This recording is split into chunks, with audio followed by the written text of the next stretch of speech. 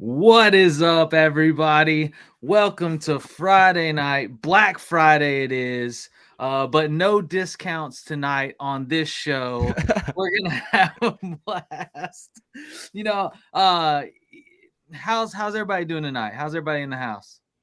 Doing good, man. Doing good. Black Friday's wrapping up here, and luckily I can say no shopping. Just a lot of bad football watching over here. I don't know about you boys. I forgot there was even a game already. Like that it was the same day, right? Like, oh yeah, there was Yeah. a football game today. But I will say I feel good. I just had to get the young in. I got a son who's 17. He wanted to go play some basketball. We played 3 games to 15. Your boy won a combined 45-12. So Pops had to Oh, there show you him I still go. got it. I don't know if it counts, man. you know, but yeah, no, kudos for that. What about you, Aaron? Do you think the football game today was strategic by Amazon? They just thought, let's put on a game that's so bad that everyone will say, screw it, let's go shopping. That's what I happened, right? think they were just I think they were hoping people were on Amazon, because it was on Amazon Prime and it was just so easy to click over to like let me see what deals are on today while Barf this bag like if you're a Jets fan. why Boyle does absolutely nothing. Did they run any more like promos than they usually do? I didn't watch the game. I don't think I so. I didn't yeah, notice any. I didn't watch the game either. We were right in the middle of work and we have been slammed. It was So about the usual Amazon. A couple new promos for some new movies they got going on, which actually a couple of them look cool. So other than that, though, no more Black Friday ads than any other thing on TV right now. I mean, do they have so to, right? They just don't really have to do it. So it's like Yeah, they just decided, exactly. let's put a football game on that people love football. People use Amazon. I mean, again, we talked about this yesterday, Tyler, right? We figured it would be Rodgers and maybe a first place type clash. It was the total opposite. yeah, the total opposite. It was a rough one. Even like I'm sitting there thinking like for sure they got to be done, scoring. There's like 4 minutes left, and then Miami just goes for another one, you know. And like the Hail Mary throw, they got Oh returned yeah. for the 99-yard. Like it was just one of those like where the team's just getting, beat up, and you're like, just throw in the towel, Rocky. No, don't take any more punches to the jaw. Like just let's put the towel in, you know. But it was an uneventful game, which is probably why it was 2 o'clock while everybody was at work, if they were at work. It didn't really make much sense. Your biggest retail industry day of the year, right? Like, let's put a game in the middle of the day and then let's see how it booms. Amazon wants people to stay home though. You know what I mean? They don't want people going and shopping retail. They want people online. So I, bold strategy. I'm excited to see kind of what the ratings were for that one. I'm expecting not too high with how the Jets have looked, but give it a year and maybe we get some better teams next year. And, just kind of a bad draw with no Aaron Rodgers out there today. Yeah, we got some people popping in the chat. Greg, thanks Greg, for tuning in, man. Appreciate you. Got Albert always popping Albert. in. Always Albert. Yeah. Albert's like that steady, like you can guarantee him to at least pop in and say, "Sup, fellas." May not That say anything else the rest of the show, but you're gonna get that "Sup, fellas" at the beginning. And we Albert's on every single show in the fantasy football community. Like this guy is the most outstanding fan out there for all the shows, man. He's always in here over at the forum with you guys and then over at IBT with us and everywhere, man. Albert is everything. got Jerry popping in. What's up, Jerry? Thanks for Jerry. tuning in, man. Jerry is trying to make a comeback in the FFAN Dubes League, and has got JC and Iggy, a little worried, Keep him And sweating, Jerry. yeah, keep them sweating. And we got our first question of the night. By the way, we're gonna get to that in just a second. This is our fantasy football advice.com from the forum show. This show is dedicated to you guys. If you're tuned in, like, subscribe, comment. Let's get people over. But basically, we're here to answer your questions. We're going to answer questions from the Fantasy Football Advice Network.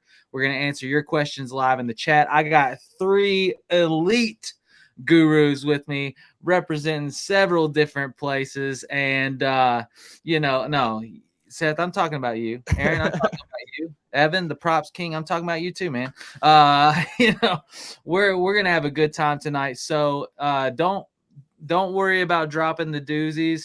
Leave us scratching our heads. And I know it's hard because we've already had so much football. It's weird to come in Friday and have, 8 teams have already played this week. No, this is wonderful. I made so much on props through the first 4 games. I couldn't possibly lose this week, no matter what happened. I hit my IDP and defensive props have been going crazy. I hit that anytime touchdown on Deron Bland the other day, and it was lovely. Not only that, wow. I hit defensive props today on my streamers of the week in the Jets and Dolphins. I hit those nice, so I've got all defense. My offense can completely tank all week. I don't even care. I don't care. So basically, you're willing to give us all loans so that we can continue to try to follow in suit. I got a 9-year-old in the room behind me. All the money's gone to him. Might as well just already put it gone. into his piggy bank. Yeah, right. All right, got the question popping in. Aaron, thanks for tuning in, man. Like, subscribe to the channel. Start Zay Flowers or Nico Collins this week. What you guys think? I have them back-to-back at 21 and 22 with Zay 1 spot higher. Best matchup for wide receiver and no Mark Andrews. So that's why I default to Zay. What do you guys think? It's tough because Zay's a little banged up himself actually right now. And we also have OBJ a little banged up. So I think if there's no OBJ, I'd be more inclined to go Flowers. I kind of see this game down in Houston shooting out a little bit. It's pretty high over under on the slate. So I think Nico has the higher upside. Zay definitely will have a nice floor here, especially like you said, Aaron, without Mark Andrews. So I think it's really, comes down to the wire though with injuries. Evan, your thoughts on this and how the injuries might impact it? Oh, man. I mean, I think Aaron's got it right there. 21 and 22. He said, bring a zinger to start. Here we go. Hey, time out. Do we all host our own podcast? Because that just went from Tyler to me to you to the bottom corner as if we were all transitioning to the next person. Like, I think we're all trying to host here. Because I did what do you think, Seth? And you did what do you think, Evan? So it's like, okay, Tyler, you're the host, right? We're all. Hey man, I like it. Everybody put your 2 cents in. It's all, it's fun when you get people that do this on the regular because you don't get a lot of that talking over each other unless you get like really like going at it, But everybody kind of naturally just cues over to that. What do you think? I see your eye twitching over there. You obviously have a thought. I'm going to pull it out, right? I'm going to try to add this to our show. That was just like seamless from one to another, though. 3 in a row. It was well done. Good job, guys. Good start. Job. Good question. Good start. So, yeah, I mean, like you guys said, the matchup for Zay is there. No Mark Andrews over the middle. This Charger defense, they give up everything over the middle of the field. It should be a field day for Zay Flowers. But my other concern with Zay is the Chargers' run defense that looks good on paper is not good. It should be a lot of Gus. Yep. It should be Keaton Mitchell in the passing game. Like, there could be a lot of spread out action. Like, the Ravens could drop 40 and it have nothing to do with Zay. He also could, have that 10 for 200, but like he hasn't done that yet, right? So all that's there. And like you said, Seth, that shootout, Houston gives up, 240 through the air? Jacksonville gives up, 270. It's tough. There's just so much to go around there, too. I think when I first see it, I lean Zay, but then as I break it down and think about what Baltimore can do, and they could be ahead, too. If they take a lead, it's going to be a lot of Gus in the second half. I might have to just play Nico and hope that's a shootout, but you can't go wrong. Jerry's saying in the chat as well, no Noah Brown. That came out earlier today. So, Nico's had big games without Brown. I don't know if he's the biggest factor, but I think it definitely helps having a little less competition there out of the slot. I got him at 21 and 22, though, so. Does that change your rankings, Aaron? If Noah Brown is ruled out, your rankings were before that. You still keep it the same? I've updated my rankings before the show. Oh, okay. So that's up to date. I had them spaced out more. I think I had them 21, 27, and I moved them up back to back. Yeah, I mean, for me, they are. I mean, I'm without y'all. It's tight. I will say, and I mean, all season, anytime Andrews is out, I think Zay is hyper targeted. So in PPR format, just looking for that. I mean, Zay had a touchdown last week that was called back, a couple big plays. Like, I think we could see more of that. And if you notice, it really came alive once the Andrews injury happened.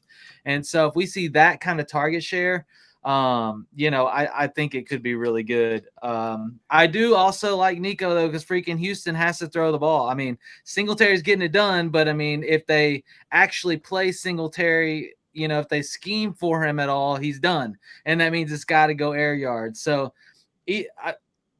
I think Pierce is flip back. a coin. Go with your gut. That's like one of those go with your gut deals, because at this point it's so close. If you don't go with your gut, then and the other person's better, you're gonna be beating yourself up. You're gonna be like, I shouldn't have listened to those people, or I should have done this. And, it's okay for us on our show to sometimes just say, hey, do you know what I mean? Like, those are close enough. I don't think one's gonna blast out the other. Go with your gut. Greg saying, should Jeff Wilson get more playing time? If A-Chain's not in the lineup, sure. But if not, A-Chain looks like the better Jeff Wilson, right? So, I mean, you saw what Mostert did when they started giving him the ball, too. He was at 18 for 48, and then he finished, or 14 for 48. He finished with 20 for 90 and 2 touchdowns. I mean, the guy's 5th in points per game in fantasy football. We talk about starter sit Mostert every week. I love Wilson and that offense, but if A-Chain and Mostert are there, I just feel like it's hard to justify that. As someone whose second most rostered player is Mostert, no thank you. No thank you. Good for you having the fortitude to go after Mostert that much. Well, okay, but to be fair, my probably third most rostered player is Jeff Wilson. I had a ton of 14, 15, 18, 19, just back-to-back rounds, stacking them when I was on a turn. And I figured whoever, I didn't believe in A-Chan, but I just figured I'd take whoever was better out of the two. So I'm glad I have Mostert. I think I've dropped most of my Wilson shares. Yeah, I will say Mostert, I mean, Mostert's running tired. I've said it the last 3 weeks. I mean, he just looks winded when he's running the ball. He's not having those big breakaways, like we were used to seeing at the beginning of the season. And I don't know, they played a tough defense, obviously, today. But yeah, I mean, I don't know if Jeff Wilson should get more playing time. I think they're looking forward to getting A-Chain on the field, and they're wanting to get him on the field. They just got to get healthy. Whoever it is, we need the receptions back for the running backs. Jeff Wilson, three receptions for him. No receptions for Mostert. He's kind of seen a downward trend in the receiving game, which has been a little concerning, and I think it caps his ceiling a bit. But I mean, man, what more can you say? I mean, Aaron, you were drafting Raheem Mostert in the double-digit rounds. I wish I did more of that, man, because I did not at all. And this guy's been a bona fide RB1. My two most rostered players were both in the last rounds of drafts, and they are Mostert and Adam Thielen. And I love it. Everyone is, what are you doing? They're old players. I love it. It's wonderful. I like Thielen, but I stayed away. I can say too, Seth, I stayed away from Mostert everywhere. And I wish I didn't. And I liked Thielen. I have him in one spot. I just didn't work. I like Thielen too. I was getting sniped out the ass for Thielen. Exactly. I was like, nobody wants this old white guy. You're misunderstanding. I didn't believe in Thielen, Mostert, or Wilson. It was free. It was the last round of drafts, and we're getting to guys where they were 7th round NFL rookies, and I'm going, I guess I'll take Thielen and Mostert, and it worked out. I got lucky. I didn't believe in any of them. It was free money. Little veteran love there that just turned out positive. Yeah, nothing wrong with that, man. Be lucky, right? I mean, we talk about, like Iggy says, right? Bet smart, be lucky. I'll take a proven guy like that late over an unproven rookie too. So, I mean, it's you do have to make the right move there, because a lot of people will be like, oh, let me take this young, exciting rookie that's never been on the field, as opposed to all right, I'll take Mostert this late because I know he's done it before. And at that point, that takes a little bit of thought to still do that. You know why I did it with Miami, though, Thielen, it was just there was nobody there, so I thought he was bound to get the targets. And if I was wrong and it was Mingo or Chark, I'd cut him. But the theory behind Wilson and Mostert was to double stack the cheaper assets in the ambiguous backfield. That's what it Right. was. That's all it was. I avoided Achane because he was 5 to 6 rounds more expensive. So that's all it was. Yeah. I mean, that's fair. There was a lot of late round grabs like that, and Mostert was probably one of the kings of them. If you got him in those double-digit rounds, you were patting yourself on the back, you know. Yes, sir. So great job there. Jerry, you know, back to this, he was talking about with Noah Brown out. His question was Nico Collins or DJ Moore. Which way are you going?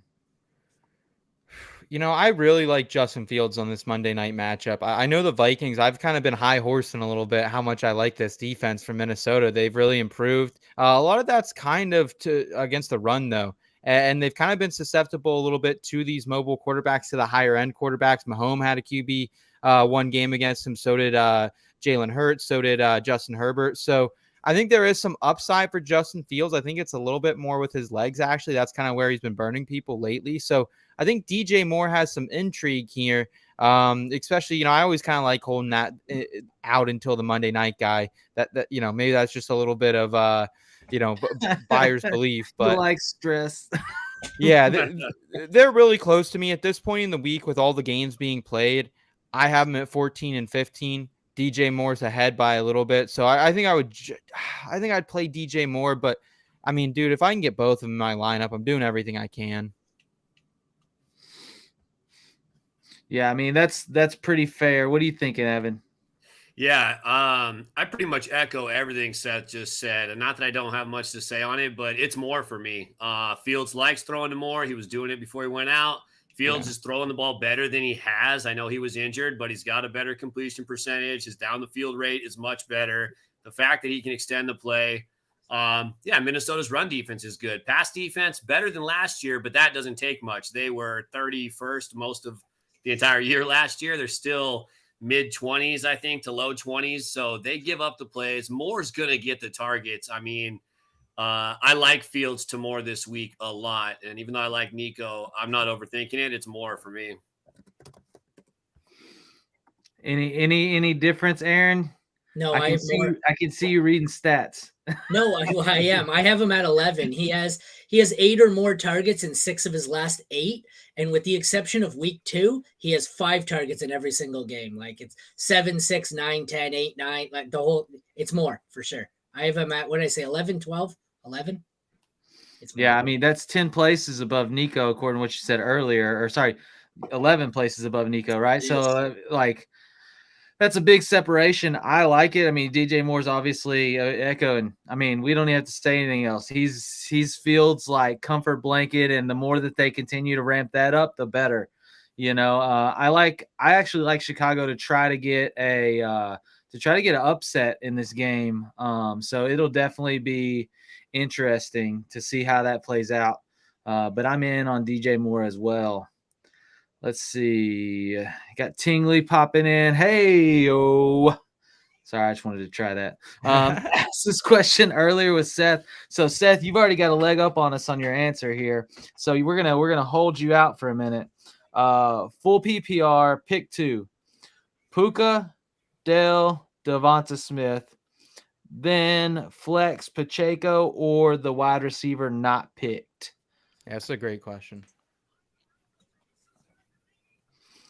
Okay, well, we're not going to Seth first, so I'll chime in, I guess, here and jump on first. I'd love to know what Seth said. No, that's last. We gotta save him. He's already thought about it. He's gonna have a good. I know, but I'm trying to get the cheat code here, bro. I'm trying to get a little safe floor to play with. But you know what?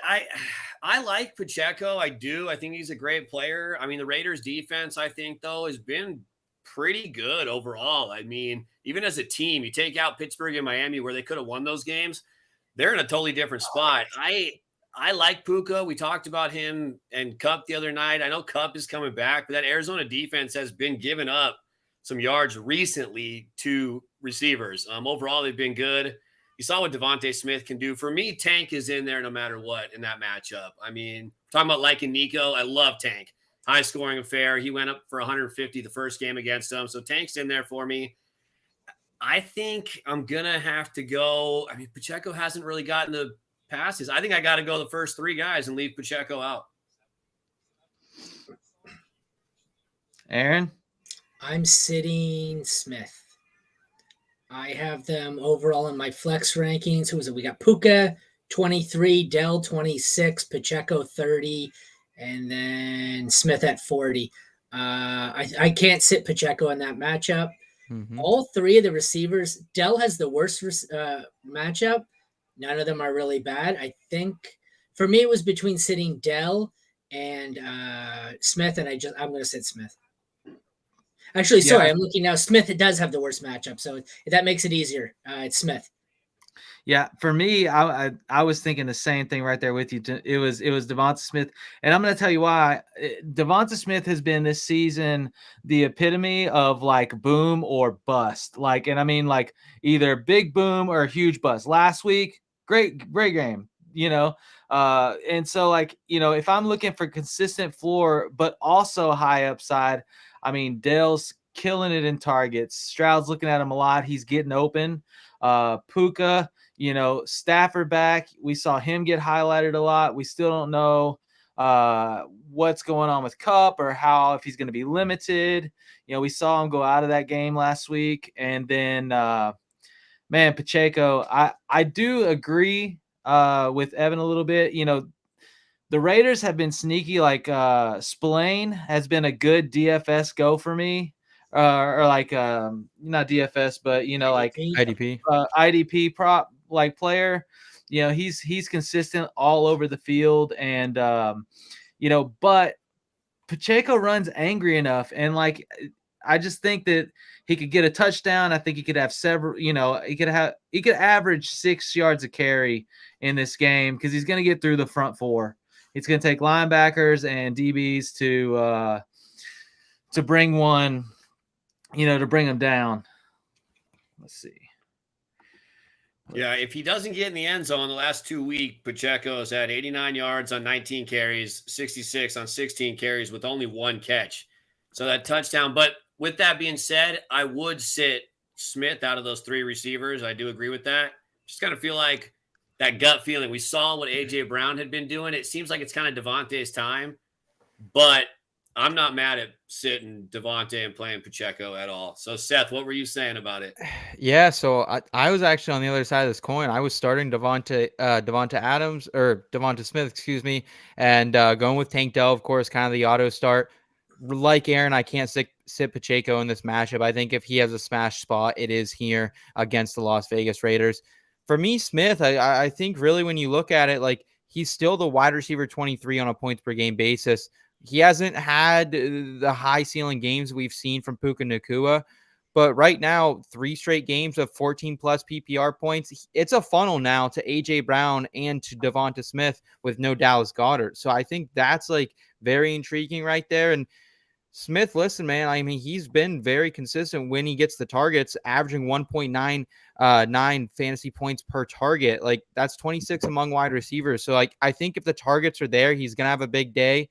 Buffalo's secondary is very banged up. They're going to have no Dane Jackson out there this weekend. So I don't know how you sit Smith. Like to me, it's you got to sit Puka. He's banged up coming into this. And who has the worst quarterback? Like I don't think we have to overthink this. Like Matthew Stafford's a gritty motherfucker. Like takes it in the chops every single week. But I mean, how can you sit a top option for CJ Stroud or Jalen Hurts? So that's just where I am. I think your guys' analysis is spot on, and I could have pie on my face at the end of the day from this. But I think Nacua and Smith are very, very close either way. That's interesting with Kyron Williams returning too. What impact that's going to have on the target share and the overall philosophy on the offense. Yeah, I'm. It's so weird too because as soon as Kyron went out, Aaron, they were running more and more. It seemed like, which was so weird. Stafford's attempts went to the floor. It was just I was beyond myself. I thought Stafford, as soon as Kyron went down, was a great pickup and a great play, and it wasn't the case. So I have no idea what McVay's doing over there. So I don't know, man. I am a little scared, honestly. And Arizona, I mean, is not very good against the run, and they give up a ton of rush attempts per game. But then Kyron's week one guys off an injury scare me. And A-Chain hurt you last week if you played him right, went one play and out. I mean, it's like if Kyron and Cup play and then leave the game, it's like a Puka or nobody show, Yeah. and I know you're kind of, that's a lot to happen, but it's not that far-fetched. But, with that being said, I mean, I don't disagree with the Pacheco takes either. That's a tough spot. Like, I'll gladly be wrong here. I think it could be a case where all four of these guys have good games, kind of like the Nico and Zay. Yeah. Like, Yeah. I don't think you're going to find one that much farther than the other three. Yeah, for sure. For sure. I mean, great lineup overall, man. That's what I say. Like, you got a great lineup either way. So Good problem to have. yeah. I wish I was sitting one of these guys. Yeah, that killer answer. Next question, Jerry saying Tyler Boyd or Robert Woods. Who you Boyd. taking? Boyd. No Higgins. And Trent Irwin's nursing a hip injury, but will play probably. Boyd. And Pittsburgh gives up a ton to the wide receiver position. I mean, I know Browning's in there. I mean, Seth's probably shaking his head thinking Stroud or Browning over there, and Stroud could feed everybody before Browning feeds anybody. I get it. Maybe it's too quick of an answer. It's full PPR. What do you have on the waiver wire? That's my question, because I don't want to start either of these guys, honestly. Like, you can't barely get me to start anyone from the Bengals outside of Chase and Mixon this week. I'm really afraid of, like, Browning looks like a professional quarterback. Like, he can sling it out. I mean, we know the Steelers secondary is still kind of dog shit.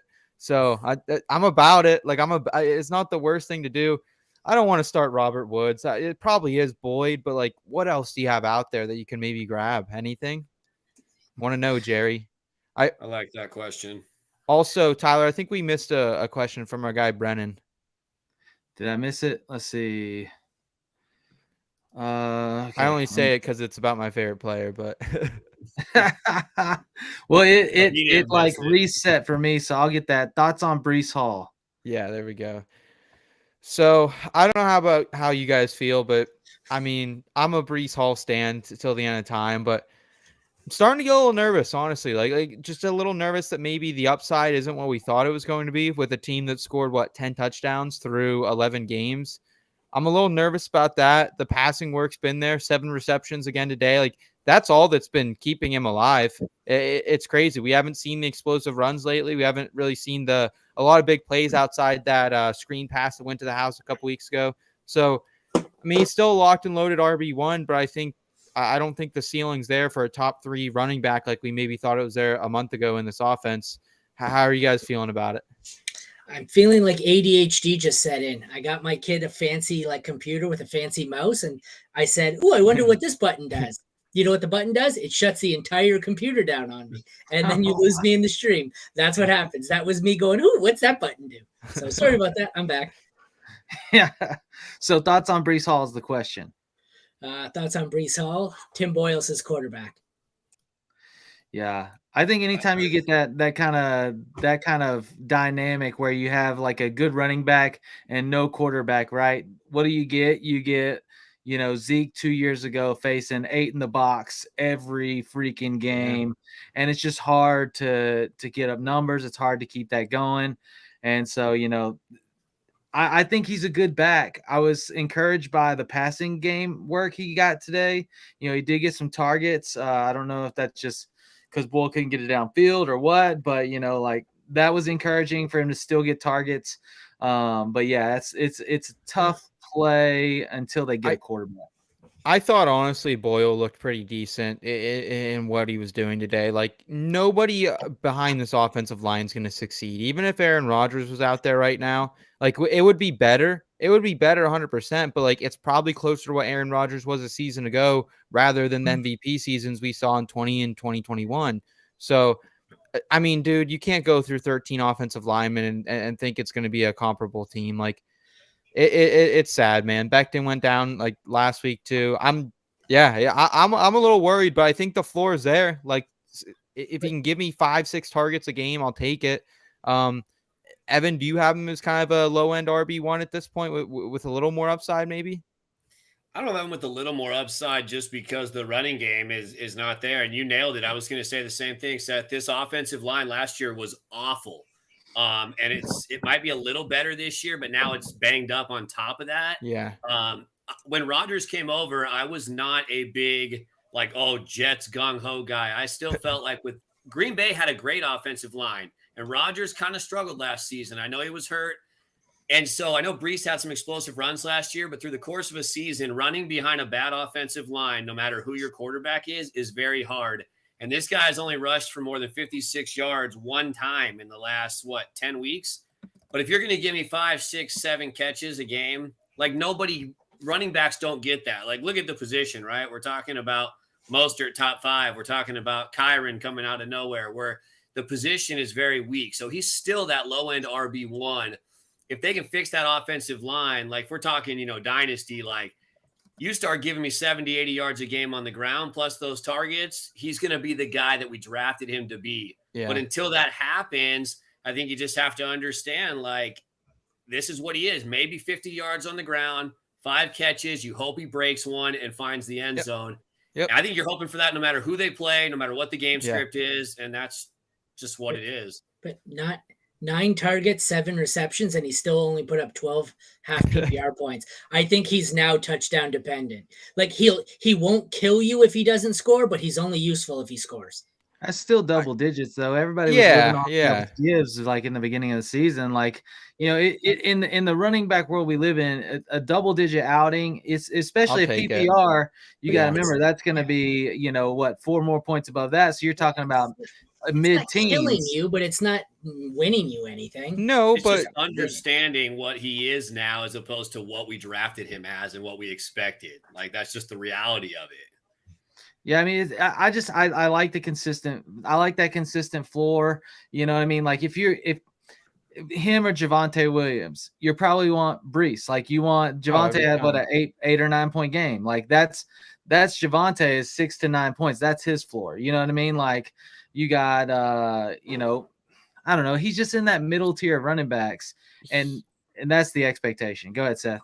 I just think bottom line, like, let's just be happy with a guy coming off an ACL. He has a double-digit points in every game going back to week 4 where he had 9.9, so almost double digits. And then he had 2 bad games, week 2 and week 3 were god-awful. But, like, outside of that, coming off an ACL, this is pretty unprecedented. So let's let the good times roll. But, yeah, I think we do need to just, like, realize there's a cap. But, I mean, dude, it's an RB2 floor. Like, so I'm happy with it. Because you got him at a discount too, right? Like, you were taking him 4th, 5th round most of the time now. Yeah. All right. So popping on to the next one, Dobbs or Goff?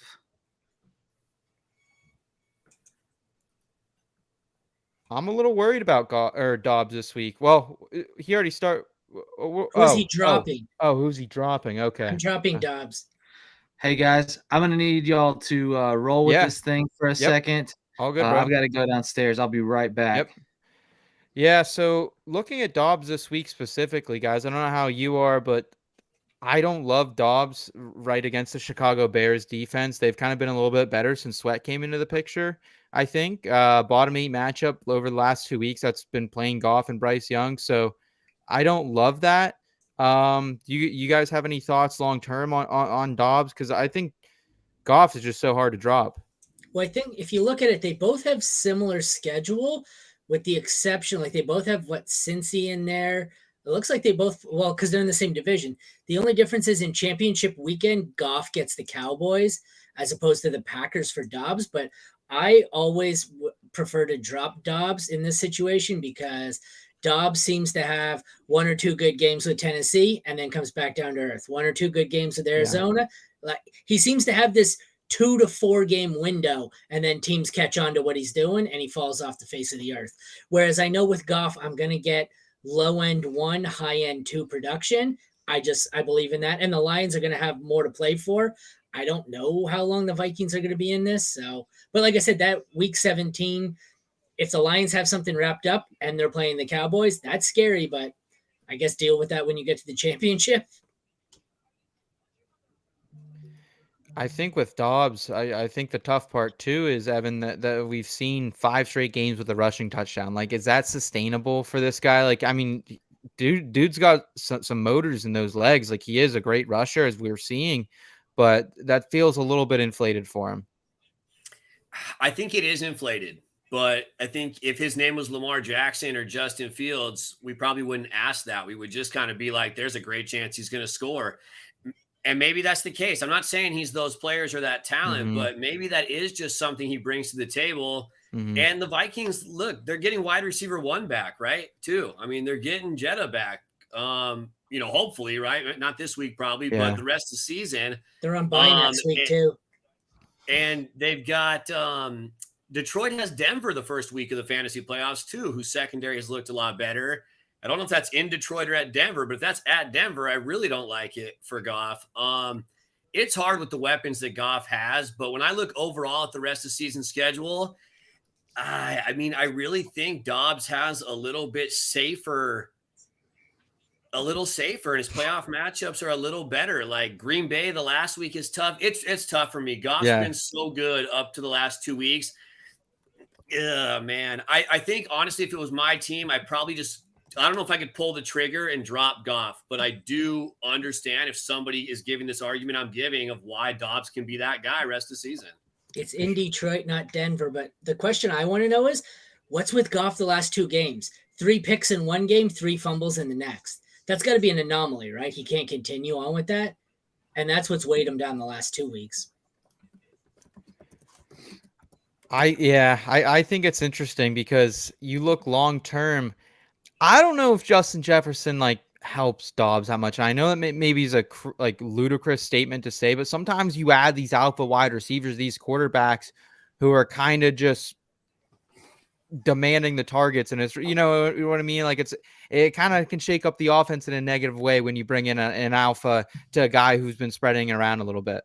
What about the running game for Dobbs, though, with the added pressure on a guy like Jefferson? I think, if anything, it kind of helps that part of his running game be sustainable, that down the field coverage, target on Jefferson, target on Hawkinson. Again, Goff, like you said, Aaron, 6 turnovers in 2 weeks. You take those out, I don't think we're having this discussion as good as Dobbs has been. So the little recency bias also makes it like, oh, Goff is back to Goff. But honestly, Goff was never that bad. The Rams just wanted Stafford to try to win a Super Bowl, and they made the move. He's been great since he's been with the Lions. So like I said, I don't know if I could stomach benching Goff and him playing better. It goes back to the way I look at my team. Who can I live with going off if I drop him? And if I drop Goff and he goes off, man, I'm going to be mad. If I drop Dobbs and Goff screws me over, I can live with that for the offseason. In the last 2 weeks, Dobbs has, with a rushing touchdown in each, he has 27 points and I'll round to 20 points. Goff over the last 2 weeks still has 21 and 22, and that's with 3 turnovers in each game. So if the rushing touchdowns suddenly, go back to normalized here for Dobbs and Goff stops turning the ball over at a Daniel Jones level, you got to think Dobbs's production's going down and Goff's going back up. Well, Goff had the Bears and the Packers as well. The Bears are a pretty good matchup. Packers are decent against the pass. Dobbs had a tough Denver team. Who did Dobbs play the other week? He New was Orleans. Saints. Yeah, he tore the Saints up. Yep. So those are 2 pretty good defenses, but I hear, but the rushing touchdown, right? If he loses that, so if the rushing scares you and the fact that Goff's the better player, I think like I said, it sits better with me if I dropped the guy that wasn't even on an NFL roster 2 weeks before the season. I'm a Saints fan, and they're far better against the rush than the pass. Oh, no doubt. I think bottom line for this question too, if you have to drop one of these guys in your league, I'm guessing it's maybe not even a 12 team, maybe it's a 10 team league. So then I think you can maybe pick Josh Dobbs back up if you need him in a couple weeks, potentially someone else like a Baker Mayfield, someone of kind of, that stature. So I love the question there. Looks like we won't have one from Chandler here, guys. Tutu or Zay Jones, 18-man league, second flex spot, PPR, another league.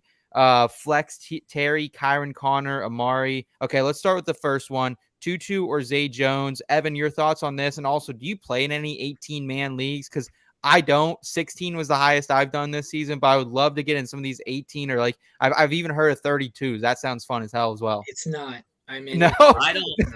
32, I can barely deal with the 16 one, man. 32, I might be able to do 18, but you start getting me at 20, I think I'm gonna I don't know. I might go crazier than I I already want to do am. But 32. I want to It's do not it. fun. You have to impose roster limits because, like, for DSTs, kickers, quarterbacks, Oh yeah, you yeah, can't have yeah, people with 4 quarterbacks. It just doesn't work. yeah. well, when you do, Seth, just show me your roster, and I'll live vicariously through you for a season, and you can. I'll help you carry the pain of what it's like, I guess, and then I'll see. Yeah, I played a 16-man league, and it's tough in itself. I mean, Danny DeVito was picked up before he was even a starter. So The Penguin? it's like it's like this is what it is, though. The guy's gone before Browning is $50 for Browning just because he's a quarterback. It's like. Towards the end of the season, someone who has fab just spends it. So it makes it tough. But 18, that's another 2 rosters of, 20 guys. I mean, that's crazy. I look at my 16 team. I've started Zamir White, a couple times. And it didn't help. I had Montgomery out for a few weeks. Yeah. And it just, I went running back low and a 16-man league. So it wasn't a good combo. No. The 18, I love those expanded leagues because I do a ton of like the rookie scouting. So I'm pretty good at having my dart throw. So I've got a lot of leagues where, we got to the final rounds and I hit on a lot of the Nakuas and the Reeds, where other people were picking, we're out of players. I'm just taking dart throws on rookies that I thought had upside. Like I missed on some, there's Cedric Tillman and whatnot, but I think it benefits you. The more prep you do, the deeper the leagues, they benefit you more. I love it. I do like that too. I feel like in this specific league, like the ball just never went my way, right? Like those guys were on my list, but never there. Like I drafted 11th. I'm going to say right now, I think 11th might be the worst spot in a 16-team draft. And I just trust my ability that's how I feel. But Olave probably wasn't the right pick at 11. That didn't start things off right. I expected Olave to be that number 1, right? But anyway, I think I'm going Zay Jones. I mean, you've got Cooper Kupp back. You've got Nakua there, Kyron back. Like we talked about the over-under in the game of Houston and Jacksonville. Like Zay had 4 targets last week, caught all 4 of them. He's going to get some action, especially if it's high scoring. I think he sees at least 3 targets, 3 to 5, and maybe you're lucky if he gets more. I don't know if Atwell sees that in this game. So it's Zay for me.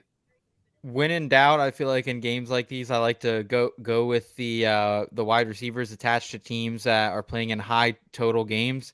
It's 47.5. Like this is one of the better forecasted games, I think, for the weekend. So again, if this isn't a shootout, I'm absolutely fucked this week because I have so much exposure to Jacksonville and Houston. But I think I play Zay Jones here. I like what he does to this offense.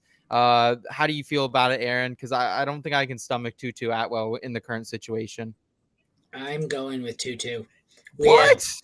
Wow, I want to hear this. Kupp nursing an injury, Nakua nursing an injury, Zay Jones himself nursing an injury. I'm going with Tutu here.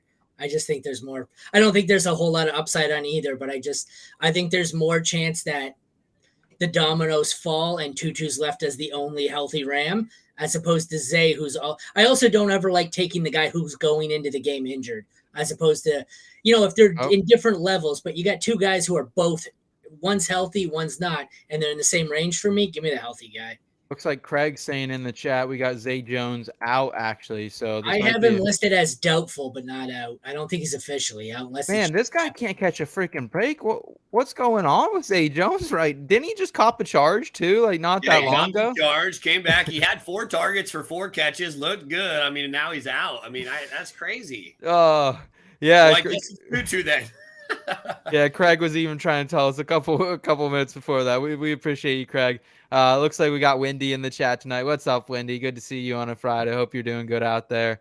Wendy. Craig's on it, man. Craig is the king of injuries and inactive. He's on top of that, man. Yeah, that's great to know. Sometimes I get so buried in the content on a day-to-day that I lose a little bit of track throughout it. Here we got someone in the chat saying, Aaron, you're hot. Nice. Yeah, all right. Great. He's my co-host. He's right. Zay Jones is officially out. All right. Back that up. It's 2. I think it should be 2 then. Yes. Jelly of the month. Lost Mandrews. PPR. Start Likely or Fryermuth. Evan, how do you feel about this one? Also likely on bye in week 13. Should he be picking up Goddard to bench? Oh man. Are we sure Goddard plays? Well, also, do you need to win this week? Like, can you afford a loss? Because I don't know if I can have the potential of Goddard or Freiermuth the rest of the season over Likely.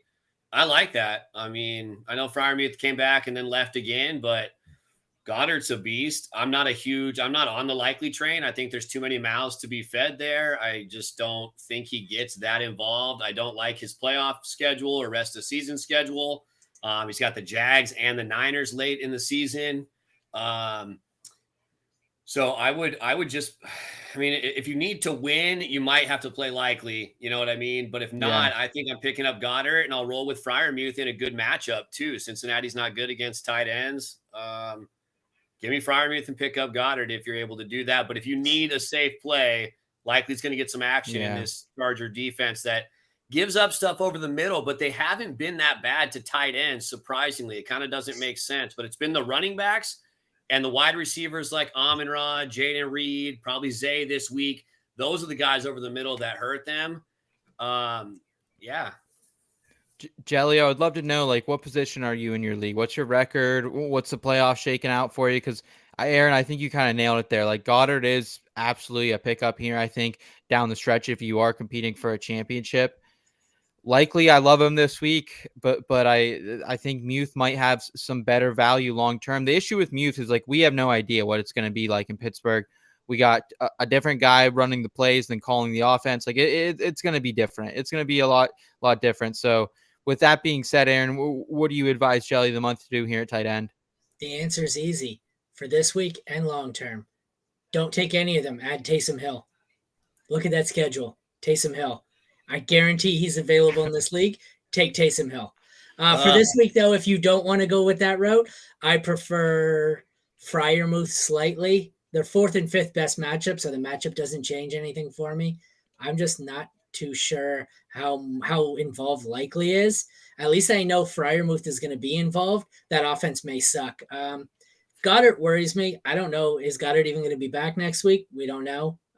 I don't know. If you could afford to stash him and he's still IR eligible, go for it, but I'm not wasting a roster spot. You know, his best full season finish is tight end 10 in his career, despite the fact that he goes as tight end 6 every year. And I know you're going to say, well, it's points per game because he's never healthy, but he's like 7 years in, so I'm not discounting him on points per game anymore. At some point, you have to stay healthy enough to do better than tight end 10. Like, I'm tight end 10 if I stay healthy. That's how bad tight end 10 is. So... You know, it's crazy too, because I was definitely with you a couple of years ago, Aaron. I always kind of thought Goddard was a little bit overhyped, and then I was finally off of him last season and got a little boned because I didn't have any exposure. But yeah, I mean, it's risky. And do you trust a guy coming off a fracture in the playoffs? So all around, some great thoughts there. Good luck, Jelly Month. I hope you're able to dissect that a little bit for you. Fantasy Football RPG asking, would you rather fight a dragon with your bare hands or kick a puppy in front of your girlfriend? Aren't you gone away on like out of town with your family? Why are you in here harassing us, Mike? Go away. Or is it Corey? It's one of the two of them. This is a great question, honestly, because I don't want to kick a puppy in front of anyone, let alone my girlfriend. I don't think I'll have a girlfriend very much longer. Fuck it, man. I'm fighting the dragon. Where are you going here, Evan? Yeah, no doubt, man. Hey, I'm also not going to say in front of whoever's watching this, I know the viewership is massive, that I would kick a dog. So I'm going to go with the tough answer too. Like, I'm not kicking a puppy in front of anybody, like you said, Seth. I will man up, fight the dragon with my bare hands. Okay. All right. Pet the puppy, kick the girlfriend right away on the dragon. We got a question also from RPG. Real question. Who are the top 4 rookie QB prospects in order for 2024? Aaron, this is your co-host, I believe, so I'll let you take the question. Where are you going? I have to bring up my rankings. Just a sec. It's, what do we got? Caleb Williams, I think I have Michael Penix, Drake May, Bo Nix, but it's close with Jordan Travis, who's out, so I don't even know. I think he's done for the year now, isn't he? I haven't updated my Devi in a little while. So I think off the top of my head, I have Williams for sure. Then I have Penix Jr., May, and Bo Nix. What do you guys got? It is so hard for me to grade Bo Nix. I'm going to be honest with you, because I just can't get what we saw at Auburn for the first couple of years of this kid's college career out of my head. Like, it was really bad, and I know Auburn hasn't been a great program as of late, and they're kind of continuing to prove that with how much they run the ball as of late. So I'm gonna go Williams, May, Penix, and honestly, probably give me Quinn Ewers. I know he's gonna go later in the draft, especially after the injury here later in the season. But Quinn's coming back. is he coming back? I thought he said he was going back. I could be wrong. And yes, Travis is out for the year. I thought so, but okay. I'm going to look it up. But I thought I seen that Quinn said he was coming back. If Quinn is coming back, I'd probably go Shador in my 4. I just love the athletic quarterbacks. Evan, any thoughts for you here? 90% chance, he said. Sorry to interrupt. He said he was 90% likely to return to Texas. Oh, wow. What about Shador? What about Shador coming back? That was a thing a couple weeks ago that he may return, but maybe not even at Colorado, that he would just return for another season. Is there any truth to that? I do not know. I'm going to be honest with you.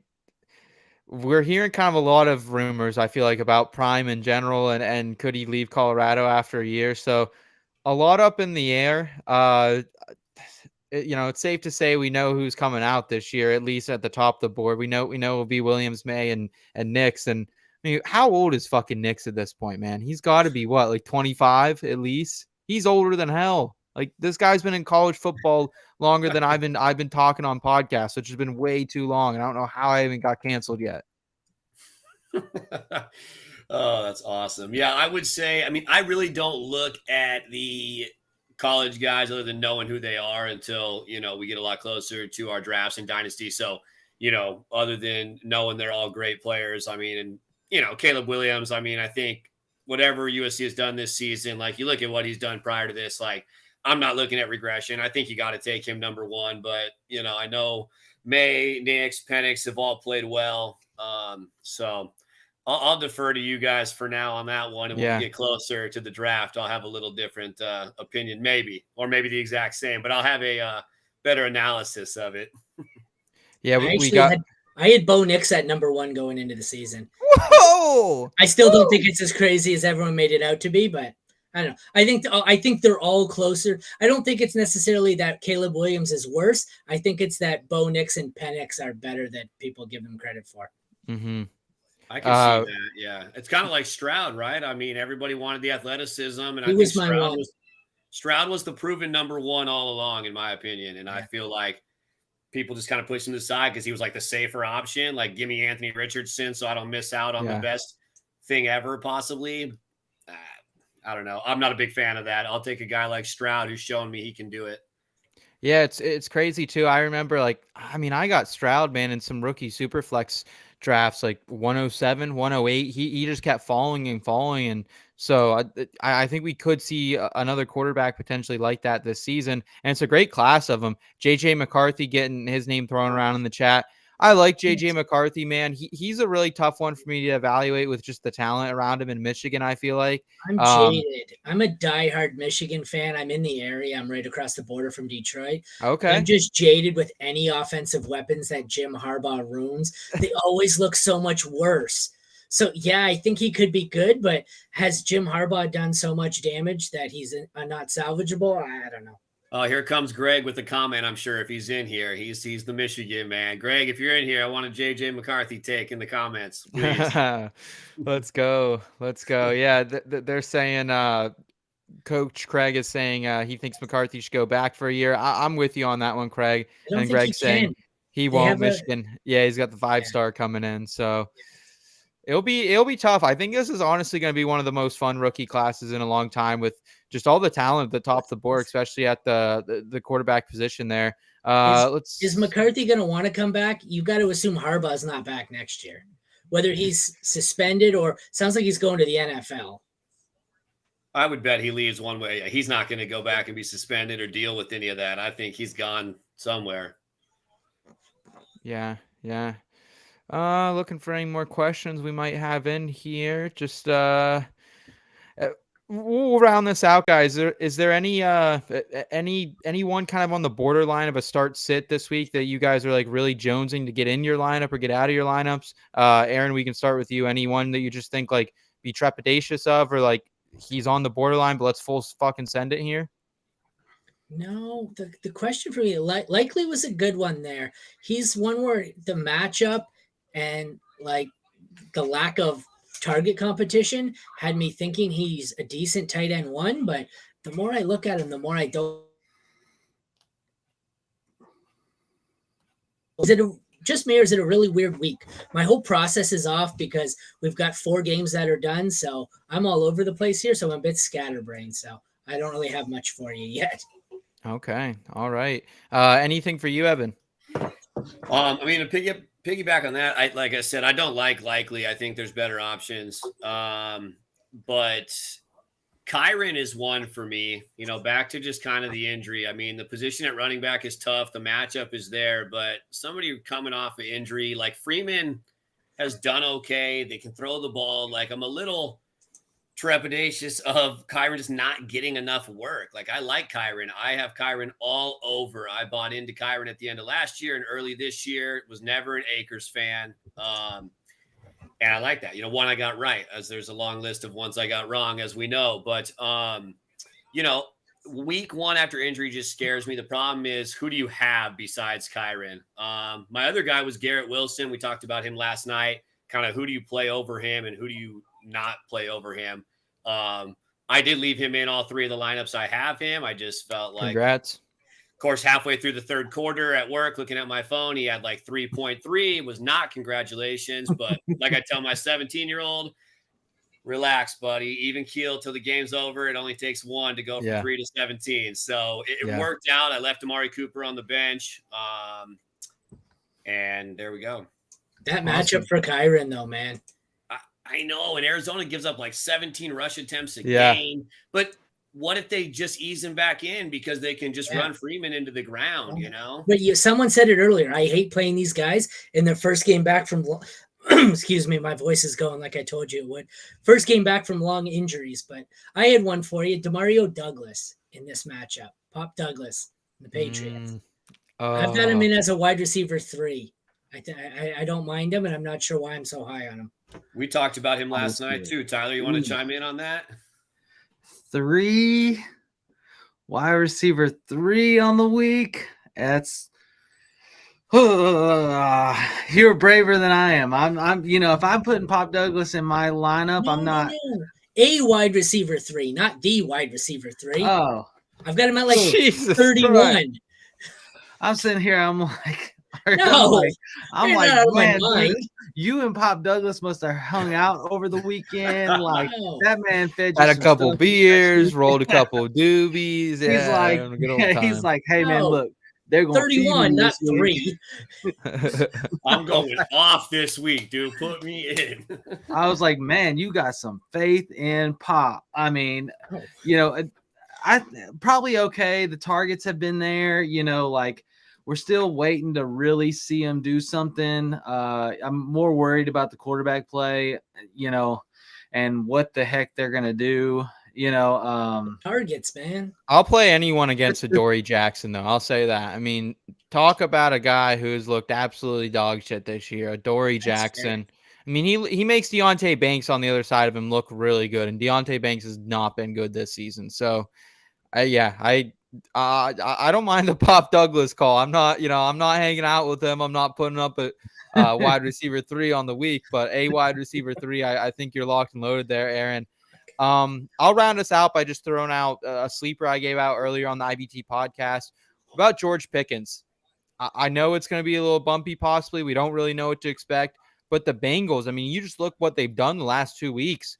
Wide receivers have went absolutely nuclear against them. OBJ last week looked like vintage OBJ. First time we've seen that in a while. Tank Dell, Noah Brown the week before.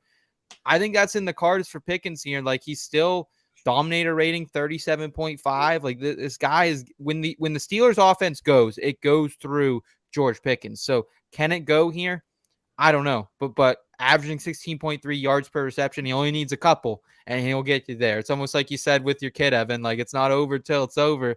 And it's a guy who can go from 3 points to 17 real fast. So I'm firing up George Pickens with a little more confidence, a little more spark, a little more spunk in my step this week than usual. So Tyler, I think we kind of gave everyone the rundown, though. I think we got through most of the questions tonight, even a little 2024 rookie talk already. Oh, wow. Man, I hate I missed that. Hey, thank you guys for hanging in there. Just so viewers know, you're like, man, this is Tyler's show, and Tyler just like popped out, gone for a good bit. My wife's having some health issues, so we just had an ambulance come to the house. They're taking her to the hospital Ooh. with some medication stuff that's going on, and so we have 3 kids under the age of 3. Why are you still here? Go. It's football. Go. Nobody cares about football. Go. Well, I can't do anything. We have 3 kids under the age of 5 and no help. So I've got to stay here with the kids while she goes. And so, just thank you for carrying the show. And, we were still able to get the viewers, a little bit of time. So hell yeah. Appreciate everybody for tuning in, and we just prayers are appreciated on that front. We'll see how this goes. Probably be a long night for me, so I'll probably be sitting here doing fantasy football stuff and texting and calling in-laws and all of that stuff. But man, this is a killer group. You guys are all, this is one of my favorites because we get so much stat heavy and really meaty information. Not like, but you get meaty content. Not like, oh, I just like this guy because I smoked a doobie with him this weekend and he's so good. Like that's how I got Pop Douglas at 3, man. Right, like big meat guys, real big meat high conversations. and had a dream, and Pop Douglas was in the dream, and he said, "Play me." So what you're telling us is you like big meat? I will have 4 touchdowns this weekend. But yeah, thanks for everybody for tuning in. Shoot us a like, shoot us a subscribe, and I'm gonna try to get this group. I think we need a redo. I think we need this group on again. Let's run it back. So I will shoot you guys a schedule. We're gonna make it happen. If you want it to happen, make sure you put it in the chat, and it will happen. Number 1 meat podcast, baby. Let's go. All the meat, baby. We ain't serving just sides. Prayers up to your wife too, Tyler. Real talk. Appreciate Wendy out there. But yeah, I hope Miss Bradley's feeling better soon. Yeah, and for you too, Tyler. 3 kiddos there. You got to be, super dad as you already are, man. But definitely for you and your family, and especially your wife personally, man. Nothing but love and prayers to you and the fam, man. Appreciate that. Thank you guys for tuning in. Make sure you guys catch us next week from the forum, Friday night, 9:00 Central Time. If you want to get your questions answered, we didn't get to it, or just want to hang out, go to fantasyfootballadvice.com. Sign up. We are here for you every day on the week. Y'all have a killer, and hope you had a great Thanksgiving. We'll see you later. That's impressive.